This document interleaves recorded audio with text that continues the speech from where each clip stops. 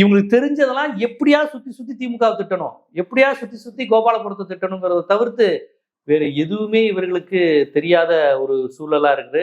ரொம்ப நகைச்சுவையா இருக்கு, ரொம்ப காமெடியா இருக்கு, ரொம்ப அபத்தமா இருக்கு. எல்லாத்தையும் கவனிக்கிறது ஆபத்து. ராமதாஸ் அத்வாலே கிளீனா சொல்லிட்டாரு, விஜய் கட்சி எங்களோட தான் உண்மை. இவங்க விஜய் கட்சி தப்பி தவறி ஒரு 5 சீட்டு 6 சீட்டு ஜெயிச்சா கூட அது முழுக்க பிஜேபி ஜெயிக்கிற தொகுதி தான். நீங்க பிஜேபியை தோக்கடிக்கிறேன் அப்படின்னு விஜய்க்கு போட்டா பிஜேபி தான் ஜெயிக்க வைக்கிறீங்க நீங்க. அதுதான் நடக்க போகுது.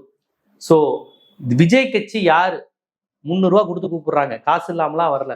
ஒரு தொகுதியில 10 தொகுதி ஆட்களை திட்டமிட்டு கார்ல கொண்டு வந்து இறக்குறாங்க, ஆதாரத்தோட இருக்கு.